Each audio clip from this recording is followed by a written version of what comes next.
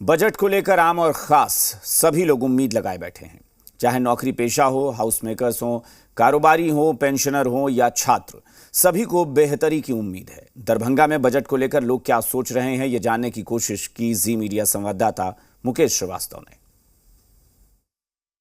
केंद्र सरकार की बजट आनी है और उस बजट में किसानों ने क्या उम्मीद लगा रखी है। किसानों ने जो किसान खेती करते हैं, किसानी करते हैं, उन लोगों ने को उस बजट से क्या उम्मीद है, इस बात को लेकर के हम किसानों के बीच में पहुंचे हैं और किसानों से बात करने का प्रयास कर रहे हैं कि इन लोगों के मन में क्या बातें चल रही हैं, इन लोगों की क्या समस्याएं हैं और क्या इस बजट में उन लोगों को क्या क्या सुविधाएं चाहिए। साथ ही साथ सबसे बड़ी बात यह है कि जो किसान किसानी करते हैं उनको खाद की बात करें, बीज की बात करें, फसल बीमा योजना की बात करें, सब्सिडी की बात करें, क्या क्या समस्याएं और क्या उम्मीदें हैं इन लोगों को, इसको लेकर। ऑर्गेनिक फार्मिंग करेंगे तो सिर्फ आपकी ही सेहत ही नहीं बल्कि आपके पैसों की सेहत भी अच्छी रहेगी।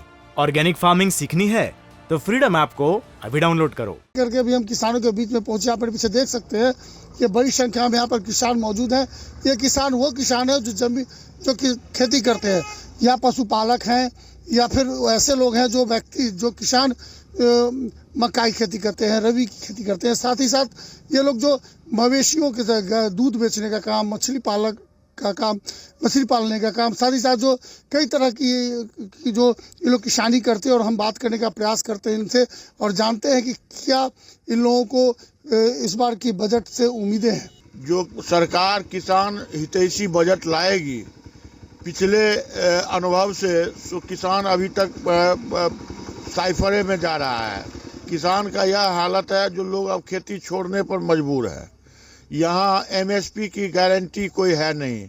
एमएसपी पर अनाज लोगों का किसान खरीद हो नहीं पाता है और जब खाद लेने जाते हैं तो ब्लैक में खाद मिलता है, वो भी नहीं मिलता है। बीज ब्लैक में मिलता है। वही गेहूं हम 16 रुपये 18 रुपये बेचते हैं और वही बीज के लिए हम जाते हैं तो हमको 60 रुपये 80 रुपये किलो मिलता है। तो यहाँ बजट में ऐसा प्रावधान करे ताकि किसान खेती आधारित काम में लगे, उसको खेती में रोजगार मिले। यहाँ इंडस्ट्रीज तो है नहीं, एक मिला जुला के एग्रीकल्चर है। तो एग्रीकल्चर में सरकार से हम लोगों को आशा है जो दूध पर सब्सिडी दे, एमएसपी की गारंटी करे, बकरी पालन 80% सब्सिडी पर शुरू करावे, मुर्गी पालन शुरू करावे, मत्स्य पालन शुरू करावे, मखाना के खेती के लिए बजट में प्रावधान हो जो ताकि लोगों को ज़्यादा से ज़्यादा लाभ मिले।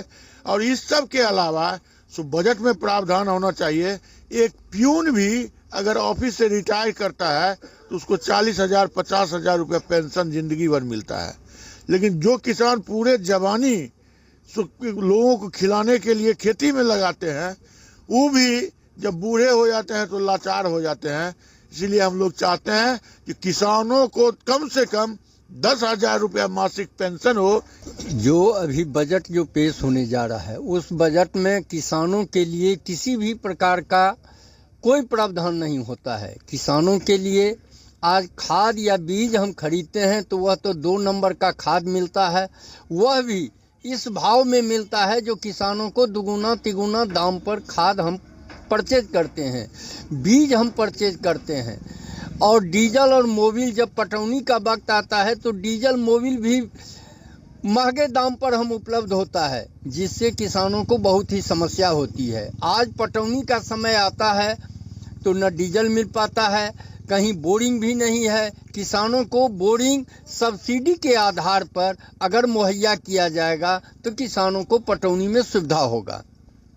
साथ ही आपको दरभंगा जिला में जब बाढ़ आता है एक फसल बाढ़ में चला गया, कभी सुखाड़ पड़ा तो एक फसल सुखाड़ में चला जाता है। इसीलिए हम लोग किसान मांग करते हैं कि जो बाढ़ सुखाड़ का भी बजट में पेश किया जाए, जो वहाँ के किसानों को बाढ़ में फसल दह गया, सुखाड़ में फसल बर्बाद हो गया तो उसे भी दिया जाए। और किसान का जब 60 वर्ष उम्र हो जाए तो उसके बाद कम से कम प्रत्येक किसानों को 10,000 रुपया मासिक पेंशन मिले, जिससे वह किसान अपने परिवार का जीवन यापन और अपना कुछ जीवन यापन कर सके। यह सरकार को बजट में रखना चाहिए।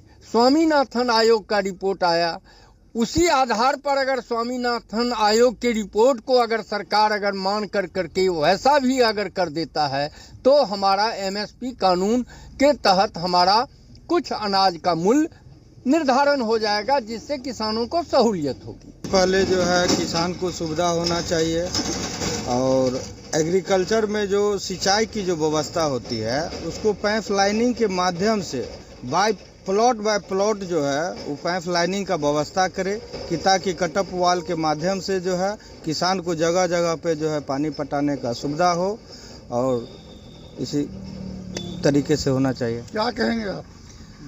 आज हम लोग बजट से बहुत आशा रखे हुए हैं जो किसानों को राष्ट्रीय फसल बीमा के तहत जो बिहार को वंचित किया गया है वो फसल बीमा बिहार में लागू हो, जहाँ किसान को नुकसान होने पर उसको फसल बीमा से भरपाई किया जा सके। खाद बीज का जो संकट है उसको दूर किया जाए।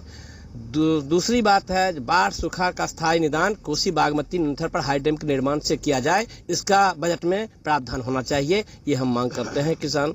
और दूध पालक किसानों को दूध की सब्सिडी मिले, 60 वर्ष से ऊपर के किसानों को मासिक पेंशन मिले, इसकी गारंटी बजट में होनी चाहिए। आप लोग लगातार सब आदमी बता रहे हैं कि खाद बीज की समस्याएं हो रही है। केंद्र सरकार तो कहती है कि खाद की कोई समस्या नहीं है, ये राज्य सरकार की समस्या है। क्या लग रहा है ऐसी स्थिति में? आपको क्या लग रहा है ये राजनीति हो रहा है? ऐसी स्थिति में राजनीति हो ही रहा है। सबसे बड़ी बात ये है जहाँ पे 266 रुपया यूरिया का दाम है, यहाँ पे 600-700 में किसान लेता है। जब गेहूं का दाम होता है तो 1500-1600 में वो बिकता है। हम लोग इसमें त्रस्त है इस चीज़ से। सबसे पहले क्या चाहते हैं? उम्मीद इस बजट में उसका सही मूल्य गेहूं का निर्धारण हो और किसान को सुविधा उपलब्ध हो। मिथिलांचल में सबसे बड़ी बात क्या है कि मिथिलांचल में जो खेती होती है वो खासकर किन चीज़ों की खेती होती है, और ऐसी स्थिति में किसान जो कहा जाता है किसान परेशान होते हैं, क्या कहेंगे? देखिए, यहाँ पर मैं मोटा मोटी धान और गेहूं का खेती होता है और ये जो बजट अभी आने वाला है इस आने में ऐसा प्रावधान होना चाहिए कि यहाँ पर में उद्योग के जैसा दर्जा किसानों को मिले। यहाँ पर जो भी सरकार आ रही है वो किसान को समझिए एक अलग जात की नज़र से देखती है, जो वो है ही नहीं यहाँ का।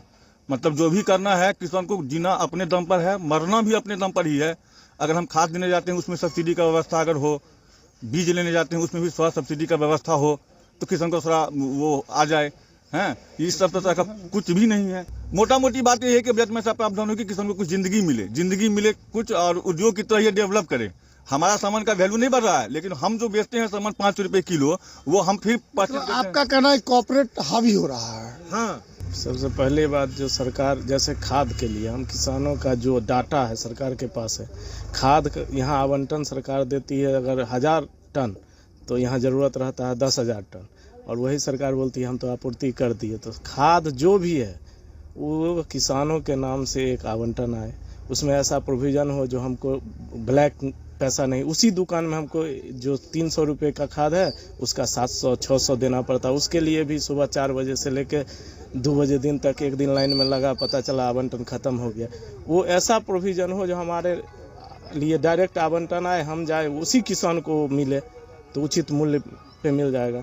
दूसरा, हम जो उत्पादन करते हैं उसमें लागत बहुत ज़्यादा लग जाता है। डीजल बोर्डिंग का प्रावधान हो जाए, जो सब्सिडी पे हमको बोर्डिंग करवाने का व्यवस्था हो, या सरकारी बोर्डिंग का व्यवस्था हो जिससे सिंचाई की व्यवस्था हो, तो उसका एक लागत पटवन में उचित जो होगा वो लगेगा तो किसानों को कुछ सहायता मिलेगा। निश्चित रूप से बजट आएगी और बजट से जो उम्मीदें जो खुलकर सामने बात आएगा, उसके बाद ये किसान उनके चेहरे पर किस तरह की खुशियां नजर आती है ये देखने वाली बात है। ऑर्गेनिक फार्मिंग करेंगे तो सिर्फ आपकी ही सेहत ही नहीं बल्कि आपके पैसों की सेहत भी अच्छी रहेगी। ऑर्गेनिक फार्मिंग सीखनी है तो फ्रीडम ऐप को अभी डाउनलोड करो।